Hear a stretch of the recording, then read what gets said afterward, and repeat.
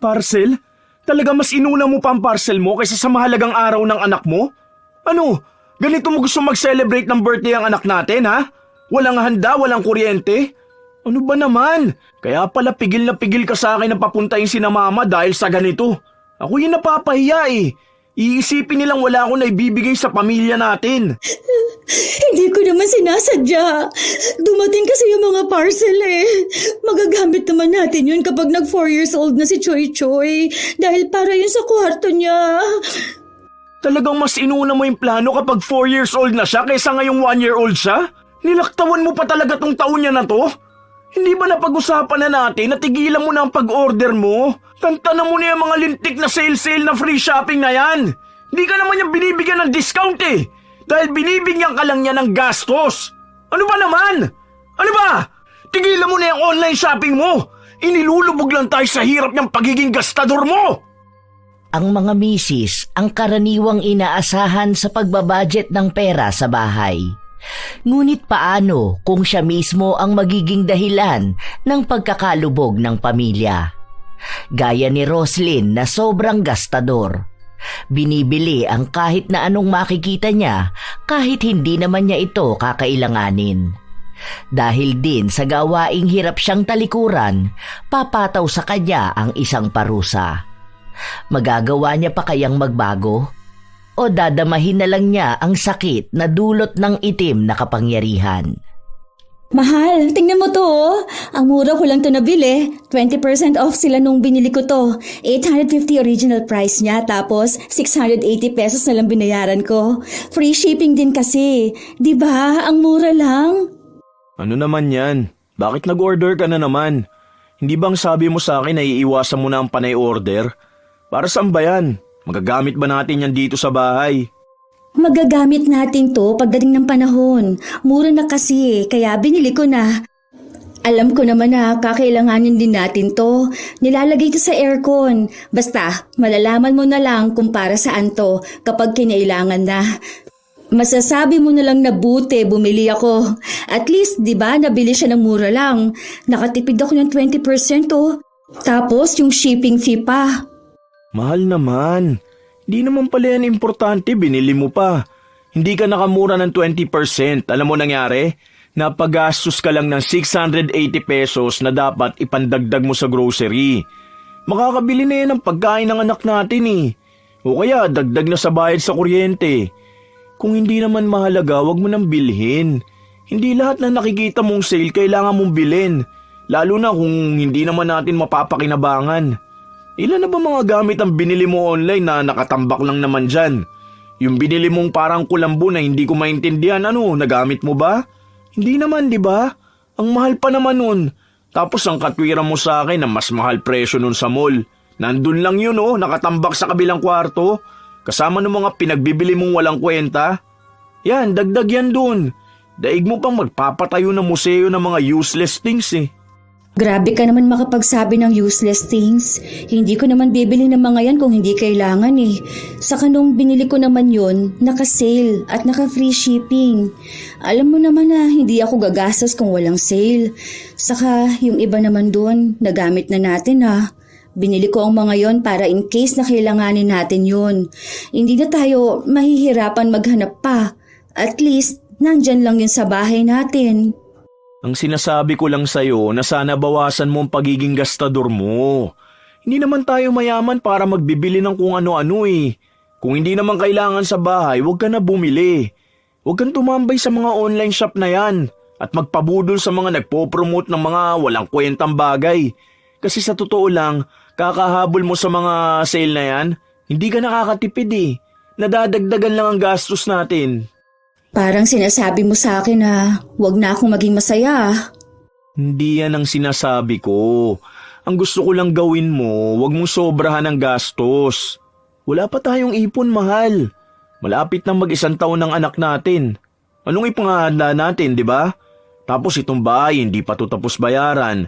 Naguhulog pa rin ako monthly. Hindi ko sinabi na huwag kang maging masaya.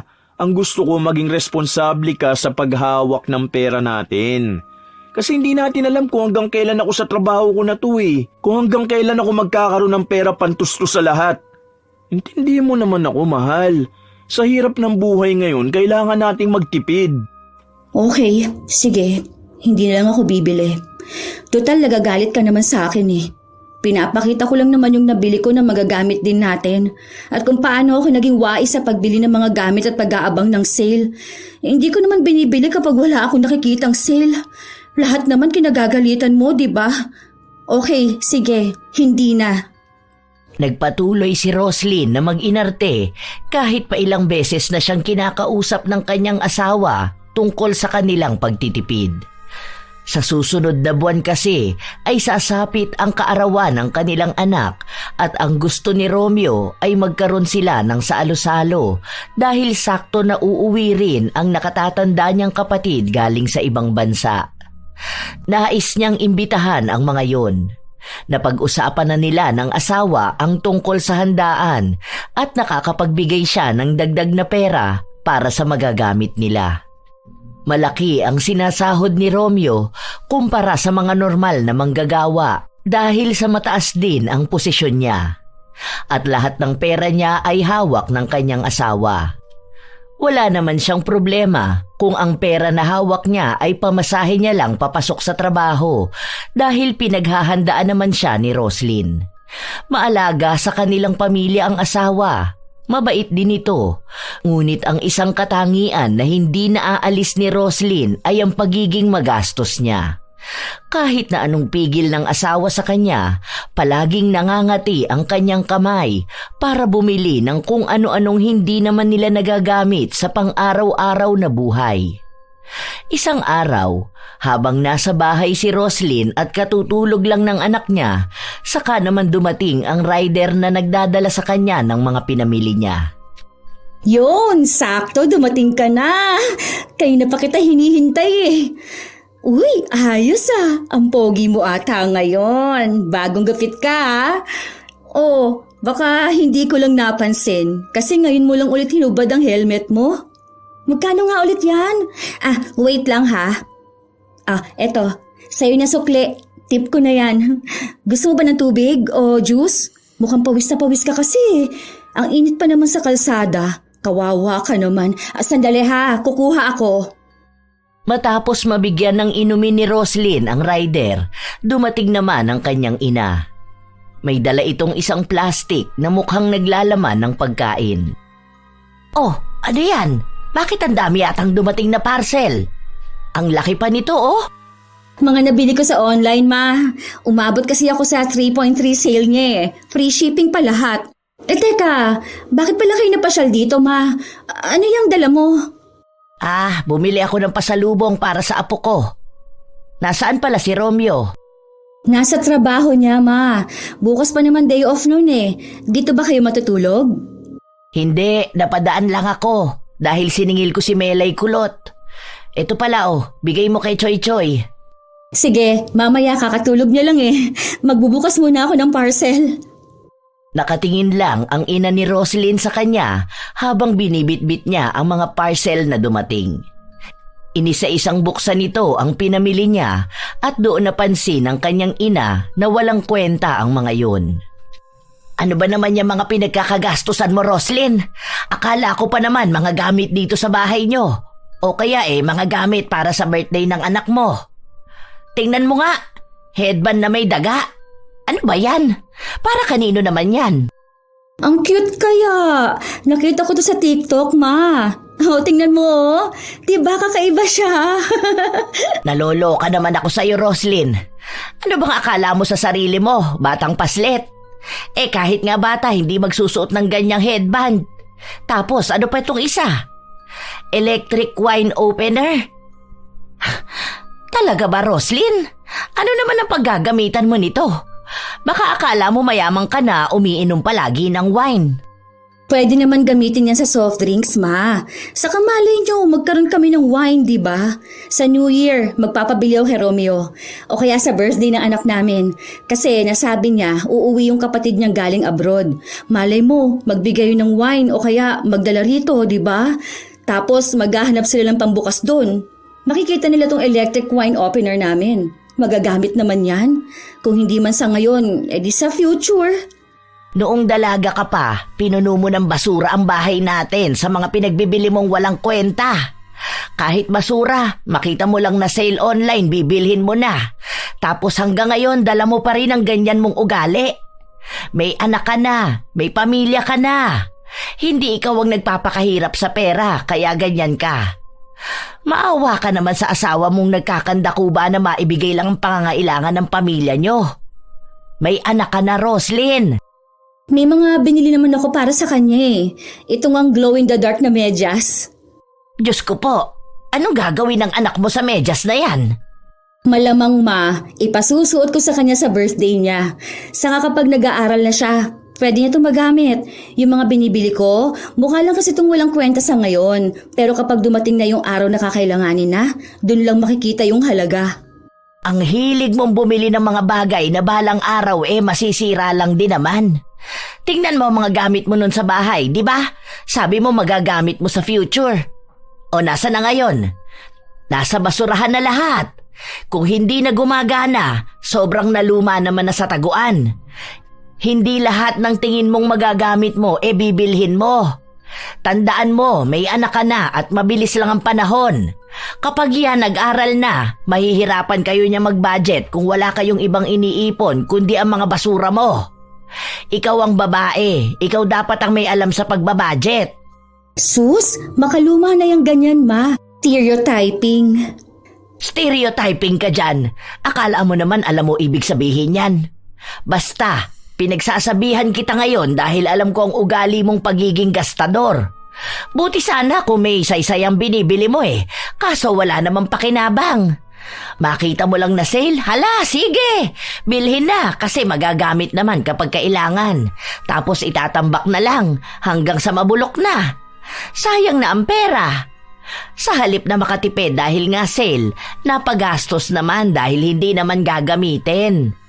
Tigilan mo na yung ugali mong ganyan. Roslyn, isipin mo ang pamilya mo at ang ikabubuti nila. Para naman talaga sa ikabubuti nila tong binibili ko Tingnan mo tong mga to Magagamit to ng anak ko kapag nasa high school na siya. Ay nako, ako ang nai-stress sa sobrang advance mo mag-isip. Mag-iisang taon pa lang ang anak mo, bumili ka na ng gamit niya pang high school. Hindi ba ang sabi ninyo sa akin na planuhin ko ang future niya? Ibang pagpaplano sa future ang sinasabi ko. Kumbaga, kung paano kayo mag-savings para kapag tumuntong na sa kolehiyo ang anak nyo, makakapasok siya sa maayos na universidad. Kung bibili ka ng gamit na tingin mong malaking tulong sa hinaharap, sana gold ang binili mo. Buti pa yon, tataas ang value. Pwede nyo pang maging emergency fund.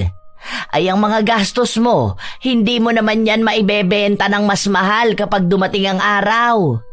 Ngayon pa lang, mababa na ang value niyan at basura na yan sa future. Kahit pang emergency fund, hindi mo yan magagamit.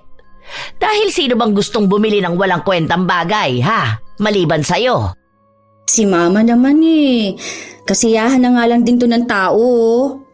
Kasiyahan yan sa mga nagbebenta dahil may nabubudol silang tanga na kagaya mo. Hay! Nai-stress ako sa'yo. Gusto ko ipalo sa ulo mo yung mga pinamili mo Makauwi na nga at baka makatikim ka pa sa'kin. Kawawa ang asawa mo sa'yo. Kung ano ba namang swerte mo sa pagiging responsable niya, siya namang minalas niya sa pagiging gastador mo. Hay, patawarin na lang talaga. Tumataas ang presyon ko sa'yo. Agad na ring umalis ang ina ni Roslyn at wala siyang ibang naging pakialam maliban sa patuloy na pagbubukas ng mga pinamili niya. Bago umuwi ang asawa niya, itinago niya ang mga yon sa kabilang kwarto. Wala siyang ibang iniwan na ebidensya na maaaring magpakita na may mga binili na naman siya. Ang sabi niya kasi sa kanyang asawa, hindi na ulit siya gagastos kung hindi naman nila kailangan. Nang kinagabihan noon ay nagluto na rin siya ng pagkain nila para kapag uwi ng asawa niya ay nakahain na ang lahat. Sa paglipas ng mga araw, patuloy pa rin na may dumarating na parcel si Roslyn at naitatago niya yon sa kanyang asawa. Hindi naman kasi pumapasok si Romeo sa kabilang kwarto at hindi niya alam kung alin doon ang luma at bagong gamit. Ang ipinapakita lang ni Roslyn ay ang mga gamit na pwede sa bahay nila. Hanggang sa isang araw, napansin ng asawa niya ang isang kalat sa ilalim ng lamesa. Ano yan, mahal? Parang sa mga parcel mo yan, di ba? Ganyan yung dinadala ng JNT Rider eh. Parang trash bag. May order ka na naman ba? Wala. Noong nakaraan pa yan. Di ba bumili ako ng air purifier? Hindi ko pala nalinis agad. Ano lang yan? Mga punit-punit lang yan doon sa balot. Bukas pa ako maglilinis. Gagamitin ko na yung vacuum. May binili ka bang vacuum? Ang sabi mo nung nakaraan, nasira na yun ah. Oo, di ba? Nagpaalam ako sa'yo nung sahod mo na bibili ako para mas madali ako makapaglinis. Pumayag ka kaya nun? Kailan yun? Di ko maalala. Kasi ang naalala ko lang na pumayag ako nung bumili ka ng mga gagamitin para sa decoration sa birthday ni Choy Choy. Yun lang ang naalala ko. Ay, tumatanda ka na ata talaga kaya hindi mo maalala. Pinakita ko pa nga sa'yo yun. Tapos nagtanong ako kung anong kulay ang gusto mo. Tapos sabi mo, ako nang bahala. Ay, mukhang stress ka na sa work mo. Yan ang sabi nila. Magiging makakalimutin daw ang mga tao kapag na-stress sila sa work. Ay, okay ka lang ba, mahal? Oo nga. Baka hindi ko lang matandaan. Dami ko kasing iniisip nito mga nakaraan eh. Dumagdag pa kasi yung problema namin dun sa dati naming accountant. Ang dami kasing nawawalang budget. Tapos may bali-balita pa na siya yung nag-receive ng 300k na payment. Kaya siguro biglaan ang pagre-resign niya. Nagtakas na pala ng pera. Ay, ang laki naman pala ng naitakas niya. Buti ikaw, hindi mo naisipan yun ano? Hindi ko naman yun gagawin. Ano ba naman ang 300k sa panahon ngayon? Sa mahal ng bilihin, ang bilis lang niya maubos, no? Oo nga, sa bagay tama ka naman. Ilang parcel lang yan, ubos na ang 300k niya. Lalo na kung kasing gastos mo yun. Buti nga ngayon, napipigilan mo na ang sarili mong gumastos sa pagbibili ng mga walang kwentang bagay eh. Dahil lang sa nakasale. Pagpatuloy mo lang yan, mahal ko. Hayaan mo sa susunod kapag na-promote na ako sa mas mataas na posisyon, bibigyan kita ng budget pang parcel mo. Pero bawal lumagpas sa budget ha. Ay, talaga ba? Salamat mahal ko. Kaya love na love kita eh. Halika nga, imasahe kita. May binili akong pang-massage dyan. Bumili ka? Matagal na yun, hindi ko lang nilalabas. Mahusay na naitago ni Roslyn ang kanyang pagiging magastos dahil napaniwala niya ang asawa niyang hindi na nga siya naglalabas ng pera. Pero ang totoo, maya't maya ang dating ng parcel niya, pero dahil kakilala niya ang rider, napapakiusapan niya ito na huwag dadalhin sa bahay nila kapag naroon ang kanyang asawa. Madali naman silang kausap, lalo pat malaki rin naman ang lagay. Ilang araw pa ang lumipas, palapit na ng palapit ang kaarawan ng kanilang anak. Ang dami nilang plano. Simple lang naman ang handaan at sila-silang pamilya lang ang pupunta roon, kaya hindi na nila kailangan na maghanda ng sobra-sobra. At ang plano nila ay ang ina ni Roslyn ang magluluto dahil masarap itong maghanda ng pagkain. Pumayag din naman si Dolores dahil apo niya naman ang magdiriwang ng kaarawan. Isang araw, may kumatok sa bahay nila at ang akala ni Roslyn ay ang rider na magdadala ng kanyang parcel. Disconnection letter para sa kuryente? Hala, oo nga, nakalimutan ko na itong bayaran. Naku po, paano kaya to? Pwede lang po sigurong isang buwan lang muna ang bayaran ko, ano? Para hindi kami maputulan. May baby kasi kami eh. Sinabi lang sa kanya na bayaran na lang niya bago dumating ang araw na nakasulat dahil kung hindi ay baka maputulan na nga sila ng kuryente. Hindi pwedeng ipaalam ni Roslyn na nakatanggap siya ng ganito dahil magagalit ang kanyang asawa at itatanong sa kanya kung saan niya dinala ang perang ibinibigay sa kanya. Malalaman kasi ng kanyang asawa na nagastos na niya ang pera na dapat ay ipambabayad sa kuryente. Kasabay din ng araw na yon ay naputulan sila ng tubig. Ano bang uunahin ko? Kung magbabayad ako ng kuryente at tubig, kukulangin ang pera ko. May parating pa naman akong parcel. out for delivery na yun eh. Mamaya lang darating na yun eh. Ano bang dapat kong unahin? Kaso putulan tubig ngayon. Mas mura naman yun. Kung sa kuryente naman, aabot pa yun sa sahod ni Romeo. Pwede na yun. Ito na lang munang tubig para may pambayad ako sa parcel. Inilihim ni Roslyn ang problemang yon sa kanyang asawa. Hindi rin naman nakarating kay Romeo dahil masyado na siyang maraming problema sa trabaho para isipin pa kung anong nangyayari sa bahay nila. Buong sahod naman niya ang hawak ng kanyang asawa kaya kampante siya na nababayaran lahat ng bills at nakakabili ng pagkain nila. Isang linggo bago ang kaarawan ng kanilang anak, nagpunta si Dolores sa bahay nila para itanong kung kailan babalak ni Roslyn na magbigay ng perang pambili ng panghanda. Pinag-uusapan namin ni Romeo ngayon na baka mag-order na lang ng pagkain. Kasi naisip niya rin na baka mapagod ka. Nahihiya rin naman kami, ma. Bakit kayo mahihiya? Apo ko naman yon. Kahit na mapagod pa ako sa pagluluto. Mamaya makapag-order kayo dun pa sa hindi masarap magluto. Naaalala mo yung pinagbilhan natin ng pagkain noon? Hindi ba muntik pang mapanis ang pansit? Meron na akong nakausap. Doon nag-order ng pagkain sina Ate Rina nung New Year. Masarap naman daw. Tapos, sakto, gumagawa rin ng cake ang mga yon. Sigurado ka dyan, ha? Oo naman, ma. O kung gusto nyo, pwede naman kayo ang magluto. Pero abonuhan nyo na lang muna. Aba, ay saan naman ako kukuha ng pera, Aber?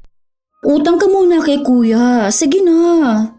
Bakit naman uutang pa sa kuya mo? Kung tingin mong kukulangin yung pagkain sa order nyo, bakit hindi na lang kasi magluto? Mas mahal ata ang magagastos doon kesa bumili ng sariling Ricardo. Kung ako ang bibili sa palengke, pwede akong tumawad doon sa mga kakilala ko. Wala lang. Naisip ko lang. Marami kasing pera si kuya, di ba? Baka naman pwede niya ako mapautang para may panghanda si Choy Choy. Pamangkin naman niya yun eh. Ang sabi niya nga sa akin magpapadala siya ng laruan eh. Pero nung sinabi ko na perahin na lang, ayaw naman niya. Alam mo naman na kuripot ang kuya mo pagdating sa pera. Magpapadala yon kung gusto niya, pero madalas damit o laruan para sa anak mo. At anong pinagsasasabi mo dyan na para sa handa? Hindi ba may itinabi naman kayong pera? Nako, huwag mong sabihin sa akin, Roslyn, na nagastos mo ang ipanghahanda sana ng anak mo. Ano? Nagastos mo ba? Hindi naman sa ganon, ma. Kasi Kasi ano?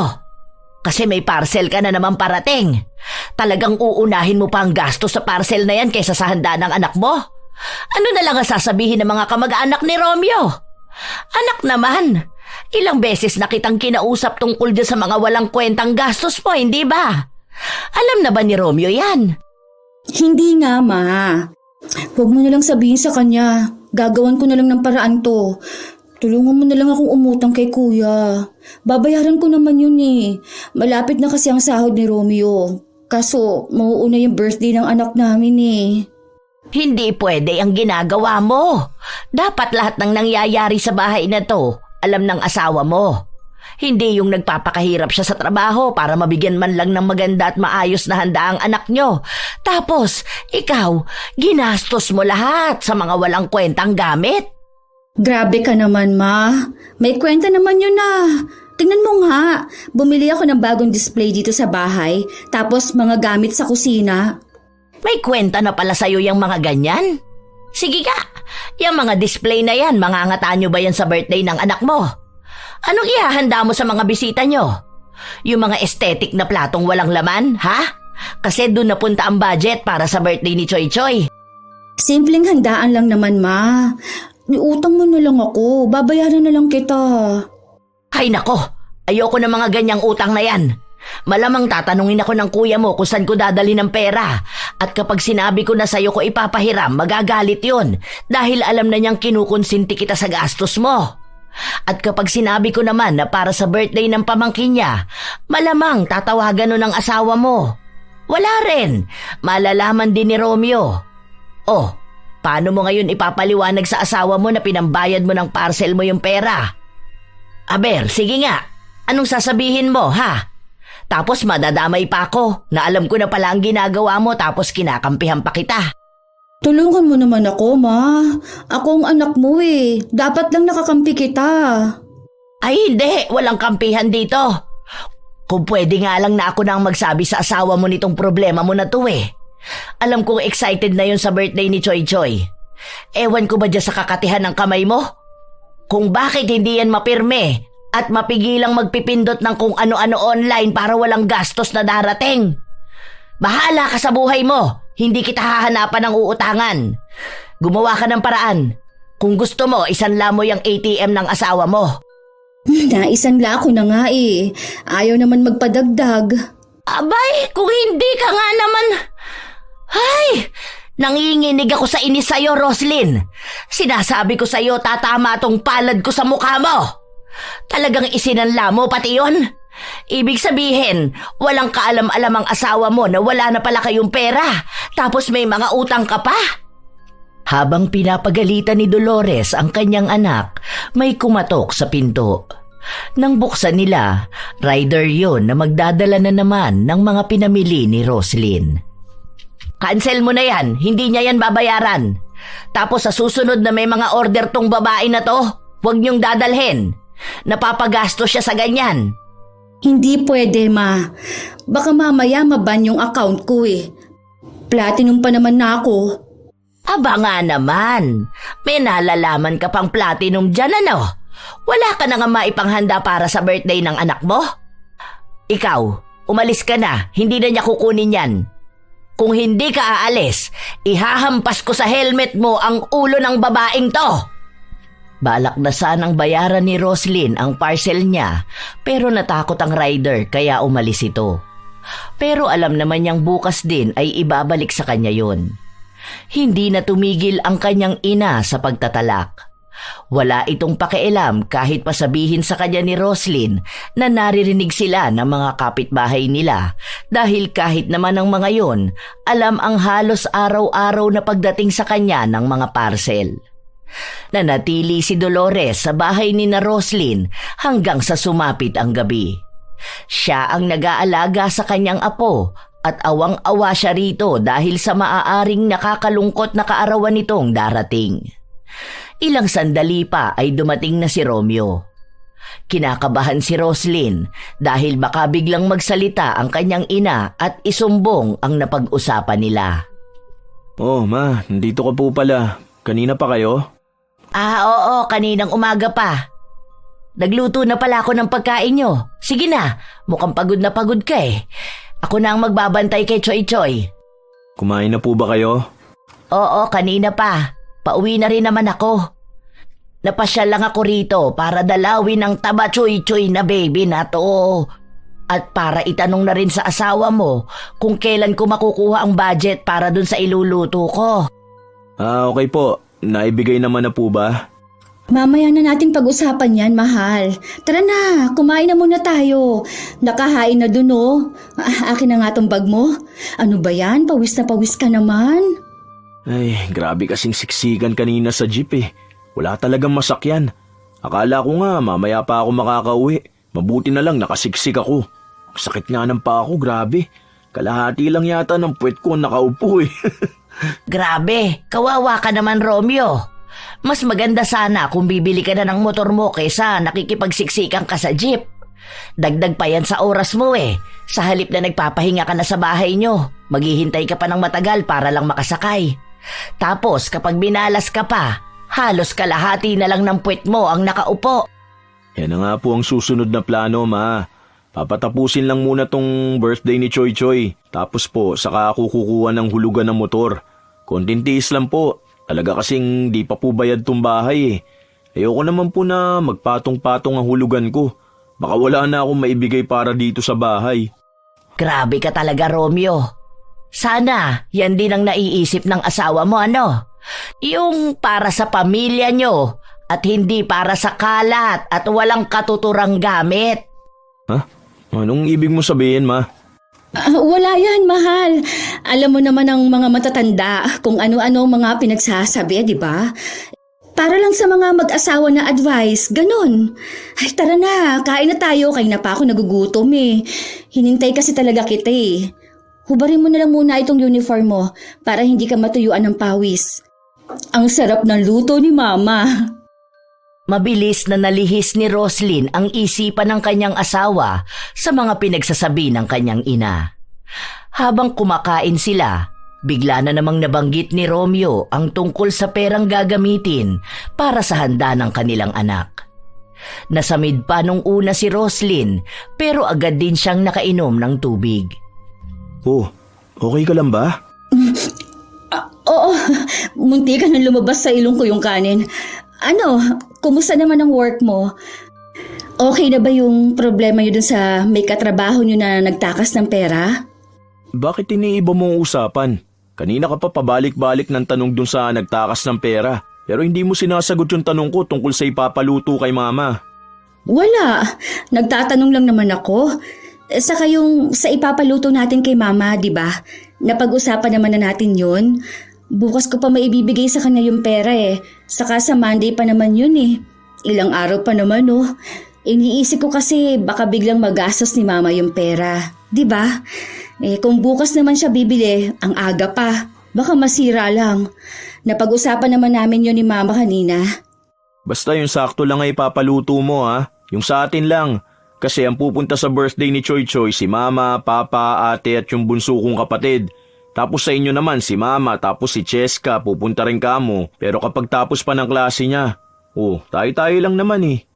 Alam mo, iniisip ko nga na wag na lang kaya tayo maghanda, ano? Kasi first birthday naman yun. Hindi naman maaalala ni Choy Choy yung handa natin eh. Kahit ano na lang, luto na lang ako ng pansit. Tapos sabihin mo kina Mama at Ate na saka na lang sila bumisita. Kasi mukhang may mga pupuntahan pa ata sila mga kamag-anak nyo eh. Bakit? Simple lang naman ang ipapaluto ah. 2 putahe ng ulam tapos palabok, puto tapos yung cake. Yun lang naman 'di ba? Family dinner lang naman yun eh. Yung pasok lang sa budget natin. Hindi naman kailangan ang grande dahil tayo lang naman talaga. Tapos picture ganun. 1 beses pa lang kasi nakita ni Ate si Choy Choy nung kapapanganak mo lang. Saka yung pagpunta nila sa mga kamag-anak, kinabukasan pa yun. Malamang uunahin nun dito. May problema ba? Wala naman. Nasabi ko lang. Kinakabahan na si Roslyn sa mga susunod na mangyayari. Lalo na't wala siyang pagkukunan ng pera na gagastusin nila. Hindi niya masabi sa kanyang asawa na wala siyang pera.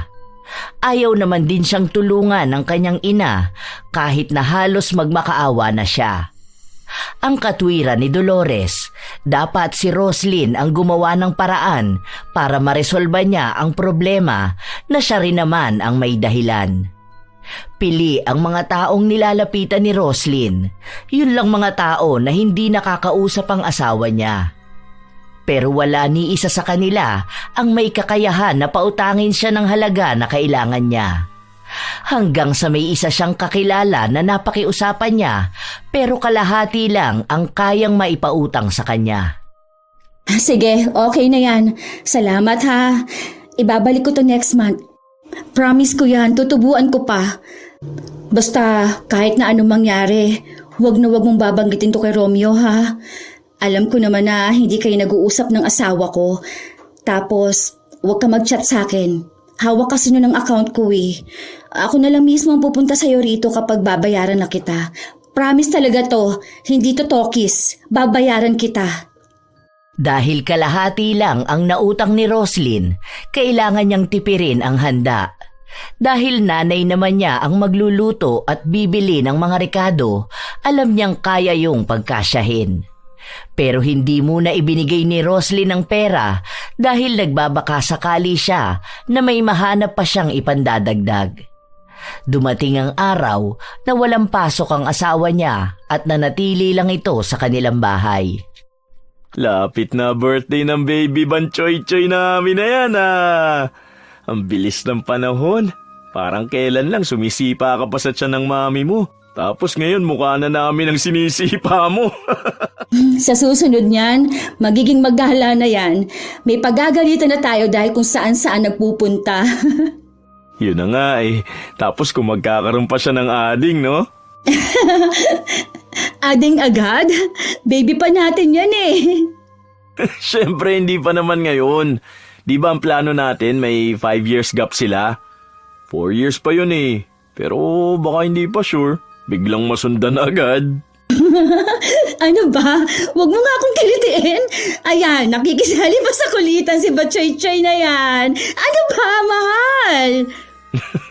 Wala na, dinaganan ka na ng anak natin. Ang siluso naman ito, aba.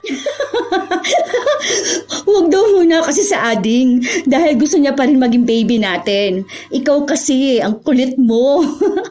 Kapag napaayos natin yung sa likod, magpadagdag tayo ng isa pang room. Kasi kapag nag 4 years old na siya, bubukod na siya ng kwarto. Kailangan natin siyang sanayin sa sarili niyang kwarto. Hindi ba mahirap yon para sa bata?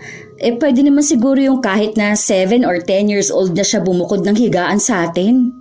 Sa amin kasi, 4 years old pa lang sinasanay na kami matulog sa sarili naming kwarto. Masyado na siyang matanda kung 10 years old na siya kasama pa natin sa isang kama. Lalo na kung may ading na rin siya. Ganun talaga yun, mahal. Hindi naman natin siya bibiglain eh. Ganun ba? Sige, okay na rin yun para makapag-decide tayo ng design ng kwarto niya. Ang dami kong nakikita sa TikTok nun eh. Pwede rin tayong bumili ng gamit doon, mas mura lalo kung may sale. Mahal, kapag 4 years old pa siya, hindi tayo pwedeng bumili ngayon. Lalo na walang pwesto sa bahay. Nasisikipan nga ako rito eh dahil ang daming kung ano-anong design sa gilid natin. May mga malalaki pang fake plants. Tapos yung kabilang kwarto na lagayan ng mga gamit, feeling ko puno na rin yun. Ipapaayos pa natin tong bahay kaya huwag ka na muna mag-order. Hindi yung narinig mo lang tong plano na ganito kapag nakakita ka na naman ng sale o may free shipping, bigla mo na naman bibilin. Tipid-tipid tayo ha? Kukuha din ako ng motor eh. Habang nag-uusap ang mag-asawa, may kumatok sa pinto nila. Si Roslyn ang nagbukas noon at may parcel siyang parating. Ibang rider ang naghatid sa kanya kaya hindi nun alam na kapag walang pasok si Romeo ay hindi siya pwedeng dalhan ng parcel. Kuya, balik ka bukas ha. Andito kasi ang asawa ko eh, hindi niya alam yan. Bigyan kitang malaking tip bukas, promise. Magpanggap ka na lang na hindi yan sa akin, okay? Si Bianca ba? Ay, doon yung bahay. Nakikita mo yung may kotse na kulay pula? Sa unahan noon may tindahan, tapos may green na gate. Doon nakatira yan. O kaya, itanong mo na lang kapag nasa tindahan ka na. Kilala naman nila yan. Sige na kuya, alis ka na. Bukas may balik yan mga tanghali, okay? Sumunod din naman ang rider sa utos niya. Matapos nun ay bumalik siya sa loob ng bahay kung saan naabutan niya ang asawa niya na nakikipaglaro pa rin sa kanilang anak. Ano raw yun? Wala. Nagtatanong lang kung saan ang bahay ni Bianca. Bagong rider din, hindi pa kabisado rito. Akala ko naman may parcel ka na naman. Hindi, wala Alam mo naman na hindi na ako bumibili, hindi ba? Pinapaalam ko muna sa iyo kapag may i-check out ako. Baka kasi mamaya magalit ka na naman sa akin. Wait lang, magluluto muna ako ng merienda natin. Napansin ko kanina na parang wala na tayong bigas. Hindi ka pa ba bumibili? Hindi pa. Kasya pa naman yan hanggang sa sahod mo. Saka na lang din ako mag-grocery kapag sahod mo na ulit. Minsan kasi hindi ko maharap, lalo na ang kulit ni Choy Choy. Nakakabili lang ako kapag pumupunta rito si Mama. Wala naman akong pasok ngayon, ako na mag-grocery. Ay hindi, wag! Wag na. Kasi nga day off mo ngayon, di ba? Dapat magpahinga ka. Deserve mo naman magpahinga, mahal. Alam ko ang stress na nararamdaman mo sa work mo. Ayoko naman na itong isang araw na to, magpapakapagod ka pa, hindi ba? Okay lang naman sa akin para matulungan din kita rito sa bahay. Alam ko na ang dami mong inaasikaso eh. Lalo na kulang talagang oras mo mag-alaga sa anak natin. Isa pa, nakalive ako sa Monday, di ba? 2 araw na lang naman, Monday na. Hindi naman din nakakapagod kung bibili ako ng bigas. Alam mo namang ayaw na ayaw ko yung nasisimut ang bigasan natin, di ba? Ang bigat kasi sa feeling kapag ganun. Sige na, okay lang. Ako na ang bibili. Kinumbinsi pa ni Roslyn ang asawa niya na wag na ngang bumili pero nagpumilit din si Romeo. Dahil wala nang pagpipilian pa si Roslyn, ibinigay niya ang pera na inutang niya para lang may maipambili sila ng bigas. Lalong dumagdag ang problema niya dahil 2 araw na lang ay kaarawan na ng kanilang anak. Iniisip niya kung saan na naman siya kukuha ng perang ipapanghanda. Ayaw niya pa ring aminin sa kanyang asawa ang nagawa niyang paglustay ng perang ibinibigay sa kanya dahil lang sa pagbili niya ng mga bagay na hindi naman nila kailangan. Alam niyang magagalit sa kanya si Romeo, lalo pa't nangako siya rito na hindi na siya gagastos pa sa mga walang kwentang bagay. May parcel pa siyang darating bukas at hindi pwedeng hindi niya kunin yon dahil para sa kanya ay mahalaga ang mga yon kahit na hindi niya alam kung kailan nga ba niya magagamit. Isang araw bago ang kaarawan ng kanilang anak, nagpunta siya sa bahay ng kanyang ina upang pakiusapan ulit ito tungkol sa pagpapahiram ng pera. Ma, sige na. Kahit kanino ka na lang umutang mo. Babayaran ko naman yun eh. Birthday na bukas ng apo mo. Wala talaga akong magagawa sa problema mong yan, Roslyn. Pinagsabihan na kita, di ba? Hindi ka naman kasi nakikinig sa akin. Kung sana matagal mo nang sinabi sa asawa mo ang problemang ito, edi sana hindi ka na nahihirapan ng ganito. Baka siya pa pwede pang makaisip ng paraan. Ang tigas kasi ng bungo mo eh. Ilang parcel na ang dumating sa'yo, tapos ayaw mo pa ring tigilan. Hanggang sa ayan, wala ka na talagang perang mailalabas at magagamit. Kung ako sa'yo, sabihin mo na yan sa asawa mo dahil baka bukas mag-expect siya na may handa si Choy Choy. Tapos ang maabutan lang nila sa bahay nyo ay bahaw na tinirikan ng tig-5 pisong kandila na gamit nyo kapag brown out. Hindi naman pwede yung ganun, ma. Magagalit sa akin yun eh. Lalo na uuwi yung ate niya. Tapos yung mama at papa niya pupunta pa sa bahay. Aba, mas maganda yata yun para malaman nila ang kalagayan nyo. Bahala ka na sa buhay mo. Hindi kita matutulungan. Maging masama na lang akong ina para sa'yo. Pero kapag ganyang problema na ikaw ang may kagagawan, dapat lang na ikaw ang humarap niyan. Hindi pwede yung sa tuwing gagawa ka ng kalokohan sasaluhin kita. Matanda ka na, may pamilya ka na, kaya umakto ka bilang asawa, hindi bilang pabigat na gastador ng pamilya. Kahit naiyakan ni Roslyn ng ina, ayaw talaga siyang bigyan ng tulong. Palagi lang sinasabi sa kanya na sabihin na kay Romeo ang tunay na nangyayari. Dahil kung hindi niya raw kaya, ang kanyang ina na lang ang magsasabi. Pero ayaw ni Roslyn. Kaya wala na siyang ibang nagawa kundi ang tanggapin na mag-aaway sila ni Romeo kapag nalaman nitong wala na nga silang kapera-pera. Kinabukasan ay maagang nagising si Roslyn, hindi dahil sa kanyang aasikasuhin, kundi dahil sa problema na alam niyang mangyayari mamaya. Ang aga mo, mahal. Gising ka na pala. Oo, di ba susunduin ko sina mama? Okay ka lang ba? Masama ba ang pakiramdam mo? Oo eh. Parang ang bigat ng katawan ko ngayon. Nahihilo rin ako. Halika nga rito, umupo ka muna. Uminom ka na ba ng gamot? Baka kasi hindi ka na nagpapahinga eh. Sana kapag tulog si Choy Choy, sinasabayan mo. Hindi yung kilos ka ng kilos dito sa bahay. Kaya mo ba o gusto mong dali na muna kita sa ospital? Tawagan ko muna si Mama Dolores para ipakuha si Choy Choy. Hindi na. Okay lang ako.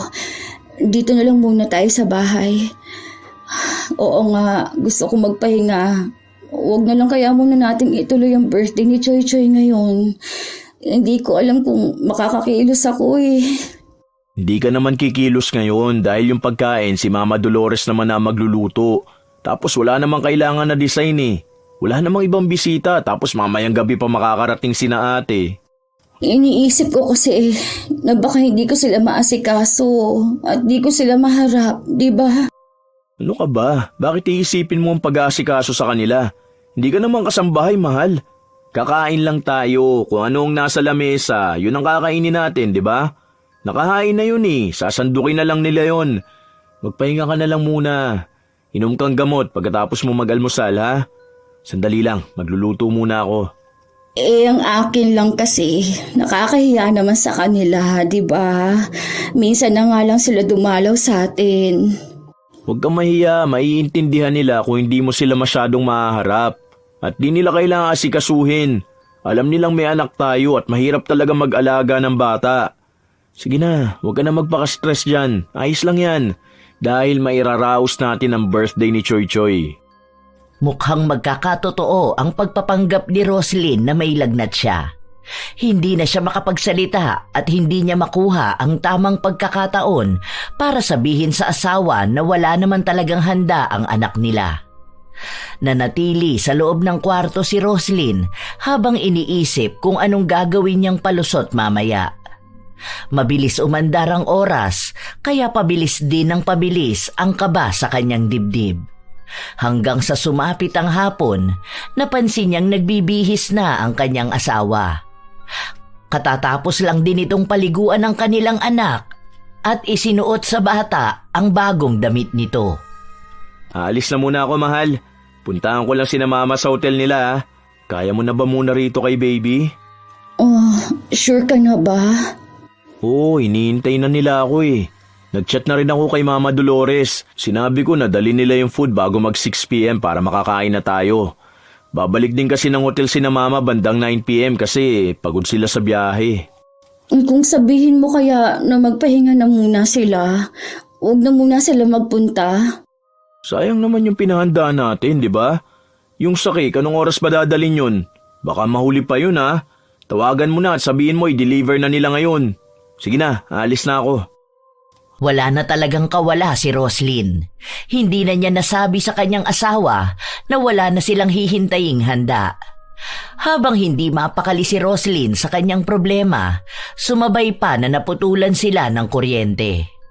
Ang akala niya noong una, simpleng pagkawala lang ng kuryente ang nangyari.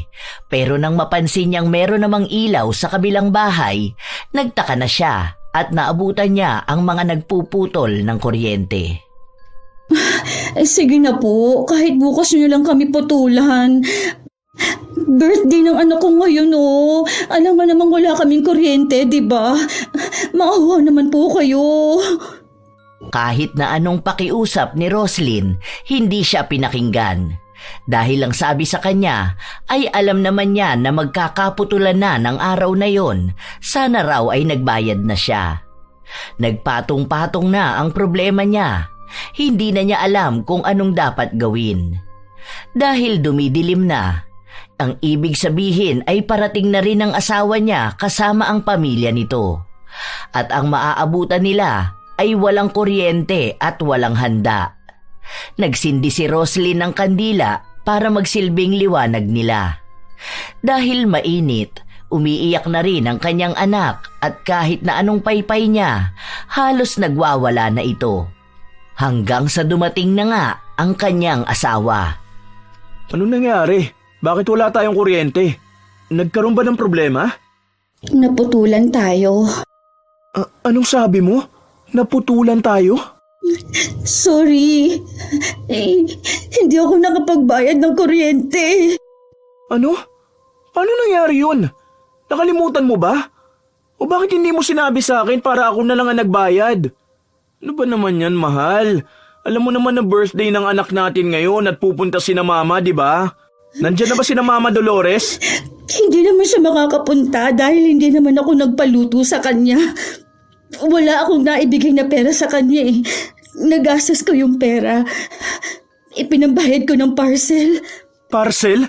Talaga mas inuna mo pa ang parcel mo kaysa sa mahalagang araw ng anak mo? Ano? Ganito mo gusto mag-celebrate ng birthday ang anak natin, ha? Walang handa, walang kuryente? Ano ba naman? Kaya pala pigil na pigil ka sa akin na papuntahin si na mama dahil sa ganito. Ako yung napapahiya eh. Iisipin nilang wala akong naibibigay sa pamilya natin. Hindi ko naman sinasadya. Dumating kasi yung mga parcel eh. Magagamit naman natin yun kapag nag 4 years old na si Choy Choy. Dahil para yun sa kwarto niya. Talagang mas inuna mo yung plano kapag 4 years old na siya kaysa ngayong 1 year old siya? Nilaktawan mo pa talaga tong taon niya na to? Hindi ba napag-usapan na natin na tigilan mo na ang pag-order mo? Tantanan mo na yung mga lintik na sale na free shopping na yan. Hindi ka naman yung binibigyan ng discount eh. Dahil binibigyan ka lang niya ng gastos. Ano ba naman? Ano ba? Tigilan mo na yung online shopping mo. Inilulubog lang tayo sa hirap ng pagiging gastador mo. Hindi na napigilan ni Roslyn na maiyak dahil yun na lang naman ang kaya niyang gawin. Kahit naman anong sabihin niya, magagalit pa rin naman ang kanyang asawa.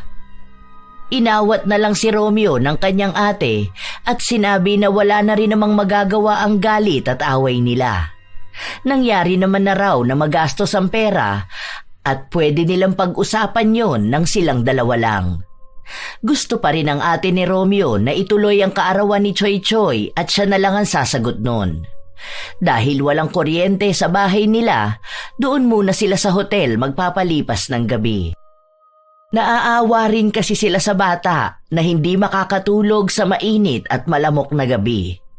Nagpunta rin si Dolores sa hotel, bit-bit ang niluto niyang pansit. Tumawag kasi sa kanya ang kanyang balae at sinabi na sumunod na lang siya roon. Mabuti na lang, mabait ang pamilya ng asawa mo, ano? Kasi kung ako yan, nako, sinampal na kita. Kung sana kasi tinulungan mo akong makautang.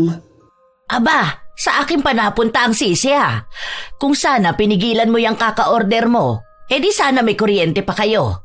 Kasalanan mo yan. Sana matuto ka na dyan sa nangyari sa'yo. Huwag kang manisi dyan. Hindi mo pa sinabi sa asawa mo Hindi pa kayo niyan tapos. Mag-uusap pa kayo niyan. Pinalampas lang tong birthday ng anak nyo. Aba, ewan ko na lang talaga kung magpapatuloy ka pa sa panay check-out mo. Ano pa kayang reaksyon niyan kapag nalaman niyang nakasanla ang ATM niya tapos may mga utang ka pa? Ay good luck talaga sa'yo. Ay nako, makauwi na nga. Baka wala na akong masakyan na jeep eh. Inilapag ko pala dun yung regalo namin para kay Choy Choy ha. Magagamit niya yun ngayon. Hindi na kailangang hintayin na mag 4 years old siya. Kinabukasan, maaga ring bumalik sa bahay nila ang mag-asawa.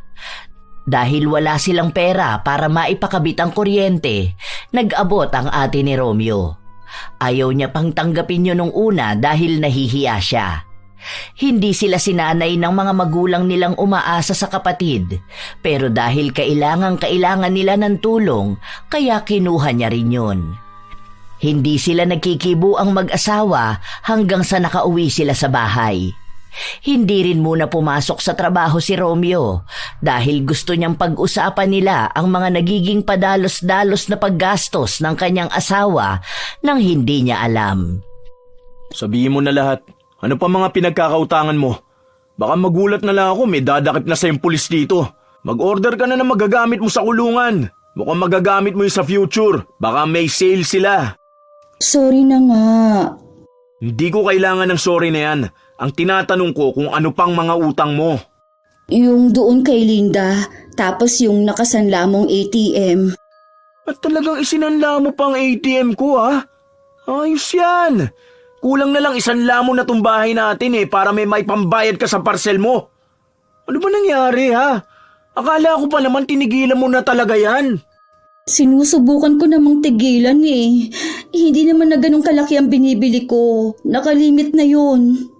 Di na maganda yung ginagawa mo. Pamilya na natin ang naapektuhan. Lahat na lang na makikita mo, bibilin mo na. Hindi tayo mayaman. May anak na tayo. May pamilya ka. May dapat na mas unahin kaysa sa mga walang kwentang luho mo. Hindi naman kita pinipigilan bumili, di ba? Pero yung magagamit naman natin ngayon. Ngayon hindi yung magagamit pagdating ng araw. Pera ang dapat nating ipunin, hindi kalat. Sinusubukan ko naman talaga Siyempre, hindi ko naman pwedeng biglain na wag bumili. Sayang naman din kasi yung pagiging platinum member ko, di ba? May malaking tulong yon dahil sa mga discount at free shipping. Ilang beses ko bang ipapaliwanag sa'yo na hindi ka niyang tinutulungan makatipid?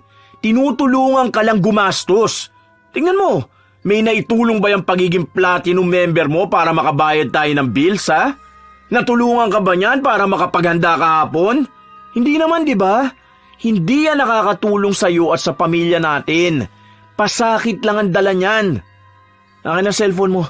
Buburahin ko yung lintik na account na yan. Simula ngayon, ako na ang hahawak ng ATM ko.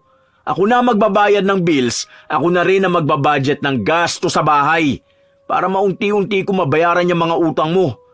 Bibigyan na lang kita ng allowance mo, pero hindi mo nahahawakan ng buwang sahod ko. Ayoko mabaon sa utang at maghirap dahil lang sa pagiging gastador mo. Kahit na umiyak si Roslyn at makiusap sa asawa niya na wag burahin ang account niya, ginawa pa rin ni Romeo. Pagod na siyang pakiusapan ng asawa niyang tumigil sa paggastos. Tinutuon ni Romeo ang sinabi niyang siya na ang hahawak ng pera nila. Nagbibigay lang siya kay Roslyn ng sapat na pera para kung sakali na may bigla ang gasto sa bahay. Lalo na at silang dalawa lang ng anak nila ang naiiwan. Sapat naman ang mga pinamili niyang pagkain kaya wala na siyang iba pang hahanapin. Pero kahit na ganon, nagagawa pa rin ni Roslyn na magtago sa kanyang asawa sa pamimili niya ng mga bagay na walang kwenta. Ilang buwan pa ang lumipas, hindi pa rin maalis-alis ni Roslyn ang ganong ugali. Hanggang sa pinag-aawayan na naman nilang mag-asawa ang ginagawa niya. Pati ang kanyang ina, mangilang beses na siyang pinagsabihan pero tila ba walang ibang pinakikinggan si Roslyn kundi ang kagustuhan niyang gumastos. Hanggang sa dumating ang isang araw na nagkasakit ang kanilang anak at kinailangan nila itong dalhin sa ospital. Nakiusap na ako kay Mama Dolores na kung pwede ka muna niyang samahan dito. Biglaan din kasi itong training namin eh. Nagpaalam na ako pero hindi ako pinayagan dahil ako lang ang pwedeng pumunta. Okay lang naman, Romeo, kasi nakausap ko naman na yung doktor. Pwede na rin umuwi bukas si Choy Choy, pero kailangang obserbahan. Bibili na lang ako ng vitamins niya. Mas maganda rin kasi kung sa bahay na lang siya para mas maaalagaan din. O sige, etong ATM. Bukas na papasok ang sahod ko. Alis na ako mamayang gabi, ikaw na muna humawak niyan ha. 3 days ako mawawala. Yung bayad ng bills. Tapos baka wala na tayong bigas, bumili ka na rin. At yung mga kailangan ni Choy Choy. Yung mga kailangan lang ha. Nakahawak na naman ng pera si Roslyn at para na naman siyang nawawala sa kanyang sarili. Sa halip na gawin ang utos ng kanyang asawa, nadala na naman siya ng kanyang emosyon nang makakita siya ng bagay na sale sa mall. Bumili siya nito nang di iniisip kung saan nga ba niya gagamitin. Hanggang sa nagtalo na naman sila ng kanyang ina. Ano bang utak ang meron ka naman, Roslyn? May sakit ang anak mo at bumabalik na ang tiwala sa'yo ng asawa mo para hawakan ang pera nyo. Tapos ayan ka na naman. Ano namang gagawin mo dyan sa gamit na pangkotse? Di wala nga kayong sasakyan. Balak na namin mag-ipon para makabili ng sasakyan, Ma. Tingnan mo, ang cute nito. Ilalagay ito sa likod para kung uupo doon si Choy Choy. Ay, ewan ko sa'yo. Bahala ka na dyan sa buhay mo. Pagod na akong pagsabihan ka. Ikaw ang magbantay dyan sa anak mo. Hindi kita tutulungan. Bahala ka na kapag nag-away kayo ng asawa mo dahil sa ginagawa mo. Ewan ko na lang kung di ka umiyak dyan kapag iniwang ka ni Romeo at makakita ng babae na matipid at kayang maghawak ng budget sa bahay. Galit na umalis si Dolores, bit-bit ang mga damit niya. Hindi niya sinabi kay Romeo na uuwi na siya. Ayaw rin kasi ni Dolores na makaapekto ang problema na yon sa ginagawang trabaho ni Romeo, lalo pat naghihintay ito ng pagtaas ng kanyang ranggo sa trabaho.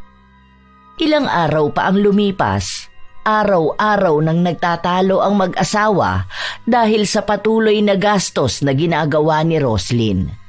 Dumarating din sa punto na gusto nang makipaghiwalay ni Romeo pero iniisip niya ang kalagayan ng kanilang anak. Kaya pinipilit niya pa rin na magbago ang kanyang asawa kahit hindi niya sigurado kung darating pa ba ang araw na mangyayari yon. Hanggang sa isang araw, nagising na lang si Roslyn na ang daming butlig sa kanyang kamay. Baka naman allergy yan. Ano bang kinain mo? Nangangati ba yan? Tingnan mo, namumula pa. Oo, sobrang kati niya. Wala naman akong ibang kinain. Maliban doon sa ulam natin na tamban, di ba? Baka nga dahil doon. Uminom ka ng cetirizine. Ang kati sobra. Hindi ko mapigilang kamutin. Baka naman may kumagat dyan. Huwag mong kamutin, baka magsugat yan. O ito, uminom ka muna ng gamot. Tignan natin kung gagaling yan. Kapag hindi na, magpunta na sa ospital para ipatingin.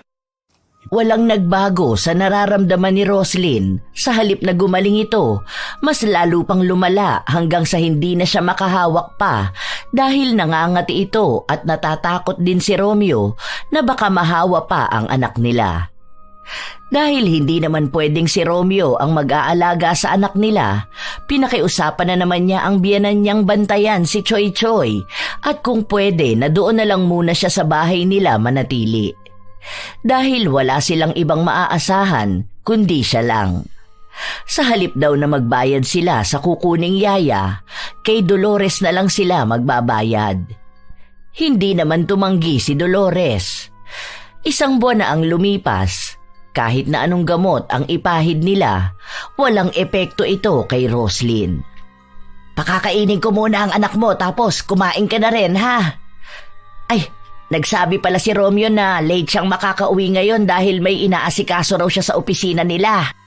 Ma, tingin ka nga sa online kung may mabibili doon na mga pamahid para sa ganito.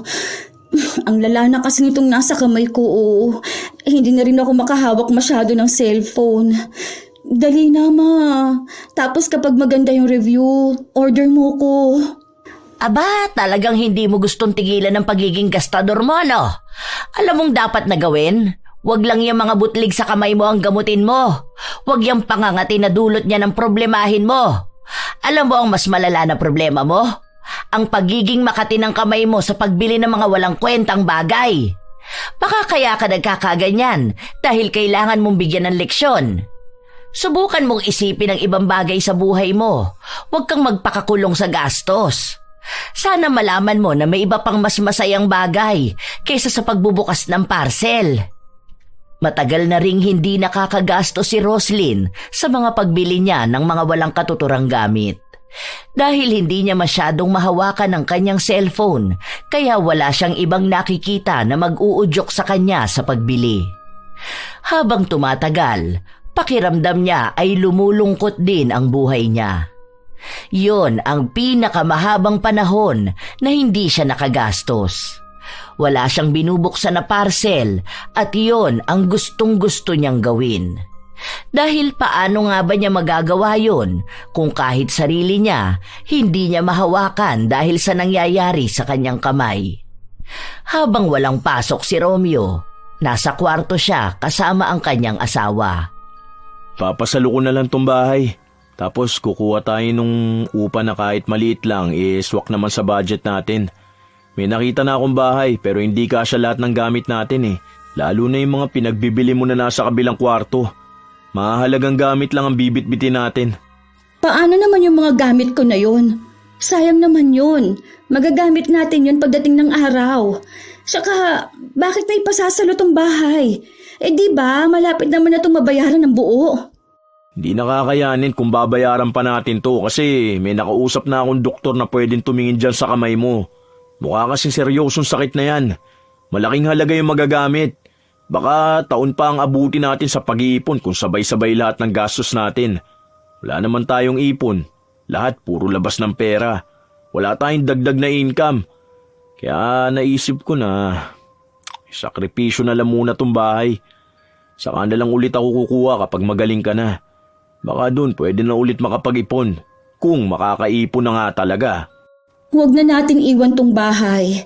Tapos yung mga gamit ko pa. Mas mahalaga ba talaga sa iyo yung mga gamit mo na yon? Sobrang bigat na ng buhay natin. At yung mga pinagbibili mo na yon, hindi man lang tayo matulungan para kahit paano gumaan-gaan ang problemang pinansyal natin. Kapag nakikita ko ang mga yun, nagpapaalala lang sa akin kung gaano karaming pera nasayang dahil sa mga yun . Na kung susumahin, sana malaki ang ipon natin ngayon. Kaso wala . Hindi ko alam kung bakit yun ang inipon mo. Magagamit natin yon balang araw. Maniwala ka sa akin. Ang balang araw na yan, ngayon na mismo. Nung binili mo yung mga yun 2 years ago, ang sabi mo magagamit natin balang araw. Ngayon ito na ang isa sa balang araw. May nagamit ba tayo? Wala naman, di ba? Kasi ikaw lang ang nag-iisip na magagamit yun dahil lang sa sale yun. Mahal, pagod na akong paulit-ulit na sabihin sa yung hindi lahat ng tingin mong kailangan mo talaga. Bago mo pagkagastusan, pag-isipan mo mabuti. Dahil lahat ng gastos mo sa walang kwentang bagay, malaki ang epekto sa atin. Hindi tayo matutulungan ng walang kwentang bagay balang araw. Ang gagawin niyan, pahihirapan lang ang buhay natin balang araw. Yun ang totoo. Hindi na alam ni Roslyn kung ano ang sasabihin niya, lalo pat baka sa itsura ng kanyang asawa ang pagod na nararamdaman nito. Pasan niya ang lahat ng problema. Sa trabaho, sa bahay nila, sa gastos at lalo na sa kanya. Doon niya lang unti-unting napagtatanto ang mga pagkakamaling nagawa niya. Naging tahimik lang si Roslyn, naghihintay ng mga susunod na gagawin ng kanyang asawa. Hindi pa sila nakakalipat ng bahay pero pinipili na ni Romeo ang mga dadalhin nilang gamit. Pili nga lang ang mga yon at itatapon na ang mga luma at di naman nila mapapakinabangan. May panghihinayang kay Roslyn, lalo na't naiisip niya ang perang pinambili niya roon. Naisip niya na tama nga sila. Sa mga walang kwentang pinagbibili niya, ginawa niyang basura ang pera nila. Isang araw, nakatulala lang si Roslyn sa loob ng kanilang kwarto hanggang sa pumasok ang kanyang ina. "Oh, bakit nakatulala ka naman dyan? Huwag mo sabihin na nag-iisip ka na kung paano ka mag-o-order online. O may out for deliver ka ngayon?" Hindi, Ma. May iniisip lang ako tungkol sa mga sinabi ninyo sa akin. Ngayon ako awang-awa talaga sa asawa ko. Kasi yung puyat niya, pagpapakahirap pumasok sa trabaho, at yung mga stress niya, lahat yun, ginawa ko lang basura. Kasi yung pera na dapat na sa magandang future namin at ng anak namin, ginastos ko nang hindi man lang nag-iisip. At bakit naman bigla mo yang naisip, ha? Kasi itong bahay na to, na hinuhulugan niya, at ilang pawis ang binuhos niya para makuha to. Tatalikuran niya para lang mapagamot niya ako. Iniisip niya na gagaling ako. Kahit pa masakit sa loob niyang bitawan tong bahay namin. Tapos ako, wala akong ibang inisip kundi kung paano ko itatago sa kanya ang mga parcel ko. Ang problema ko lang kapag nauubusan ako ng voucher para makakuha ng free shipping. Ang asawa ko, pinoproblema kung paano niya kami mabibigyan ng komportableng buhay. Ako naman ang may dahilan ng problema niya dahil dito sa nangyari sa kamay ko. Alam kong hirap na siya sa trabaho niya. Tapos uuwi siya sa bahay na nahihirapan din sa sitwasyon ko. Wala man lang akong naitulong sa kanya. Puro sama na lang ng loob ang bitbit ko. Puro na lang problema. Mabuti naman at alam mo na ang maling nagawa mo. Alam mo anak, ang swerte mo sa asawa mo. Kasi hindi lahat ng babae makakakilala ng kagaya ni Romeo. Tapos ang ginagawa mo lang, sinasagad mo yung pagmamahal niya sa'yo. Awang-awa rin ako sa kanya dahil ilang beses na siyang umiyak sa akin dahil hindi na niya alam ang gagawin sa'yo. Kung paano niya kakausapin na tulungan mo naman siyang mag-ipon o kumilos para sa kinabukasan ninyo. Hindi ka niya pinapagtrabaho dahil gusto niyang maalagaan mo ang anak niyo, pero hindi naman ibig sabihin nun hindi mo na siya tutulungan para sa pinansyal niyo. Tandaan mo, ikaw ang misis niya. Ikaw ang may hawak ng pera niya. Huwag kang maging dahilan ng pagbagsak niyo. Ang pagbagsak ng pangarap ng asawa mo. Alam ko, Ma. Ngayon naiintindihan ko na ang sinasabi niyo. Alam ko na kung ano ang dapat kong gawin. Kung ano ang dapat kong unahin. Diba, hindi mo naman ikamamatay kung wala kang parcel. Mas ikamamatay mo pa kung wala kang ipon. Nang kinagabihan nun at umuwi na si Romeo, todo ang paghingi ng tawad ni Roslyn. Inamin niya lahat ng pagkakamali niya at ipinangako niya na hindi na talaga niya uulitin ang pagiging gastador niya. Palagi niyang pag-iisipan ng higit sa 2 beses kung kailangan ba niya ang bagay na yon bago bilhin. Kung magagamit nga ba nila o hindi. Magiging wais na rin siya para matulungan ang asawa na makapag-ipon at makapagpundar ng tunay na gamit na kakailanganin nila sa kanilang pang-araw-araw na buhay. Nang gabi rin na yon, kinausap ni Dolores si Romeo. Hindi na po talaga kaya, ma. Nakausap ko na rin yung sasalo ng bahay. Hinihintay na lang niya yung approval ng loan niya. Ayoko rin naman pong makita na nagkakaganyan ng asawa ko. Kasi paano niya maaalagaan ang anak namin? At paano siya makakakilos na maayos? Basta, wag mo na munang isuko ang bahay, ha? Tutulungan ko kayo para gumaling si Roslyn. Sayang itong bahay nyo, lalo na't ang daming alaala dito. Ipangako mo sa akin, ha? Hindi ko po maintindihan ang ibig niyo sabihin pero sige po, tatry ko. Kaya yun nasabi ni Dolores ay dahil nais niyang ipaalis ang mahinang kulam na pinagawa niya para kay Roslyn. Gusto niyang iiwas ang kanyang anak sa pagiging magastos nito, kaya ang ginawa niya ay nakiusap siya sa isang mangkukulam na gumawa ng ritual para mapatigil ang kanyang anak. Wala siyang intensyon na pahirapan ng sobra. Gusto niya lang na matuto si Roslyn sa mga mali niyang ginagawa sa pagiging magastos. At nangyari na nga yun. Inilihim ni Dolores sa kahit kanino ang ginagawa niya hanggang sa unti-unti na ring gumagaling ang kamay ni Roslyn. Idinadahilan na lang niya ang kung ano-anong erbal na pinapakuluan niya para ibabad ang kamay ng kanyang anak. Hanggang sa tuluyang gumaling na nga ang mga kamay ni Roslyn. At malaki ang pasasalamat nila dahil hindi na nila kailangang bitawan ng bahay. Tinupad din ni Roslyn ang pangako niya na hindi na siya gagastos. Naging mas responsable na siyang asawa at ina. Hindi na niya hinahayaan na may makaligtaan siyang bayarin.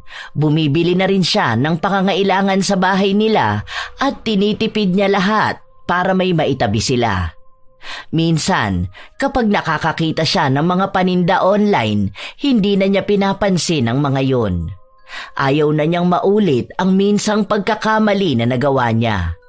Bumibili pa rin naman siya. Lalo na kung kailangan nila sa bahay at para sa kanilang anak. Lalo na ang mga laruan na may kinalaman sa pagtuturo din sa bata. Doon na pagtanto ni Roslyn na kaya naman pala talaga niyang baliwalain ang mga bagay na hindi niya kailangan kahit na gaano pa kalaki ang sale at maibabawas sa presyo. Dahil tama ang sinabi ng kanyang asawa. Sa halip na makatipid siya ay napagastos lang siya. Gumaan ang buhay nila dahil sa pagtigil niya sa paggastos. Nakapundar sila ng motor na magagamit ni Romeo papasok sa trabaho at sa paglipas ng taon, nagpaayos na rin sila ng bahay nila at nakagawa ng bukod na kwarto para sa anak nila. O diba, ang ganda ng design ng kwarto ni Kuya Choy Choy. Galing talaga ni Mami mag-design. Anong kuya? O bakit? Magiging kuya naman na siya, di ba? Ano ba, mahal? Nakikiliti ako. Ay, ang kulit naman. Teka lang, may tao sa labas. May tumatawag sa atin, oy. May parcel ka na naman yata. Tignan mo nga raw. Ha? Wala akong parcel, ha? Hindi naman ako nag-order ngayon. Kanino po? Sa akin? Ay, hindi. Wala akong order, kuya. Magkano po ba yan? Bayad na? Ha? Ano naman kaya to? Wala akong hinihintay, ha? Ang last na order ko, yung sa bedsheet ni Choy Choy. Buksan mo kaya yan, no? Ha? Wow! Ano to? Set ng jewelry? Sa'yo galing to? Ikaw ang nag-order nito? Ikaw ha? Nahihilig ka na rin ba sa online shopping? Regalo ko yan sa'yo. Happy anniversary, mahal ko. Parang tanga to. Umayos ka nga dyan. Kakainis ka. 30% off yan. Pero ang love ko para sa'yo, 100%. Sus! Nanguuto ka pa ha? Salamat, mahal ko. Kakainis ka? Pinapakilig mo pa ako? Marunong ka na mag-order ng ganito ha? Mabuti na lang hindi ito COD kasi wala akong ipapambayad. Aawayin na lang kita. Masaya ang mag-asawa habang patuloy na tinutokso ni Romeo ang kanyang misis tungkol sa mga dati nitong ginagawa na pag-order. Dahil sa pagpigil ni Roslyn sa pagbili ng mga bagay na hindi nila kailangan, hindi lang sa pinansyal sila nakaluwag-luwag, kundi pati na rin ang buhay nila ay naging maayos ang takbo. Walang mga kalat sa bahay nila. Hindi katulad noon na kung saan-saan na lang niya inilalapag ang mga gamit na pinagbibili niya. Maraming natutunan si Roslyn sa mga nangyari sa kanyang buhay. Marahil kung hindi pa siya nakaranas ng sakit, hindi niya matitigil ang isang klase ng adiksyon sa paggastos. Na kahit walang-wala na sila, ay kailangan pa rin niyang maglabas ng pera. Minsan talaga, mahirap iwasan ang pagtanggi sa tukso, lalo na kung maraming nakikita at napapanood sa iba't ibang platform na naghihikayat na bilhin ang isang bagay kahit na hindi mo alam kung para saan ba. Ang alam mo lang, nawiwili ka sa mga napapanood mo hanggang sa hindi mo na maawat ang sarili mo na gumastos. Marami ang nakakaranas nito ngayon, lalo pat iba-iba na ang paraan para makahikayat.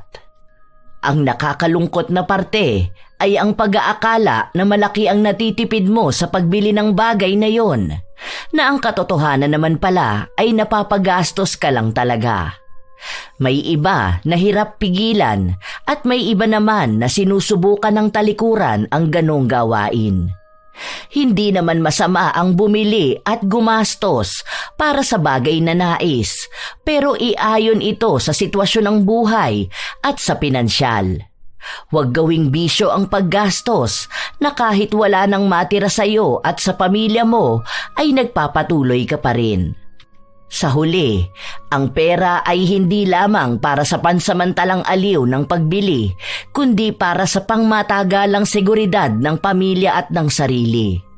Ang pagiging wais sa paggastos ay hindi nangangahulugang ipinagkakait mo ang sarili mo sa kasiyahan, kundi natututo kang pumili ng tamang panahon, tamang bagay at tamang halaga. Dahil kapag natutunan mong igalang ang halaga ng pera, natutunan mo ring igalang ang halaga ng iyong kinabukasan. Kayo mga apo, naranasan nyo na rin bang mapagastos ng sobra-sobra sa mga bagay na hindi nyo naman pala magagamit? O kayo ba ay may kakilala na katulad ni Roslyn na walang pakialam kung may pera pa ba sila? Basta ang mahalaga ay may parcel na bubuksan. Ibahagi nyo naman ang inyong kwento na katulad sa kwentong ibinahagi ngayon. Tungkol sa inyong sarili o kakilala nyo na mahilig maghabol ng sale kahit na hindi naman pala magagamit ang pinagkakagastusan nila. Shout out sa ilan sa mga masusugid na tagapakinig ng mga istorya ni Lola Telang. Rachel Whitney, Ellen Torres, Jean de la Cruz, Jomer Suarez, Mary Jane Rico, Roy Lacandalo, Filipina Palsario, Ilocana Vlog ng Qatar, Florence Hervasio, Alma Naong, Roda Bieri, Jodilyn Pakin, Ruby Diamond, Sydney Crosswind, Razon Yao. Shout out din sa inyo, Cheryl De La Paz, Larnie Azurin, Beauty and Your Best, Irene Canubas, Nerissa Fadriquela, Arvid Shane Hoiberg Channel, Jennifer Abion, Girly Satur, Estela Da Silva, Diana Irish Bra, Mariam, Eleanor Santiago, Marfel Reyes, Ad Maco, Teresita Perez. Salamat sa pakikinig nyo, Mike James Tapak, Mirna Alfaro, Danica Lobaton, Zara Gonzales, Jenjen Vlog, Merly Rodriguez Cao, Gigi G, Chikiso, Myla Regina Galievo, Jam Avery Ortega, Lerma Lapidario, Marilor Guevara, Mea Espiritu, Pangga Duran, Benvenida Mending. Shout out din sa inyo, Anis Channel, Jenric, Grace Hementera, Yumi Kai, Marites Ambel, MJ Rivera, Jenny Balagtas, Jovelyn Ruiz, Hazel Fiesta, Ice, Lizelle Ye, Roslyn Mangilin, Rose Ann Pingul, Glorefer Mabanta, Lovely Rose Roa at kay Princess Rain Roa Alawami, AJ Chua, Lydia Lopez, Maria Lee Nakagawa, Lynn Hasegawa, Ami Yong, Esteli Reyes, Ami Bag, Gia Gigi, Supladang Pasaway, Ki Martinez, Francisco Neng at sa kanyang napakagandang asawa na si Jeremy Saranilio Francisco. Ito ang inyong Lola Telang at maraming salamat sa lagi niyong pakikinig mga apo.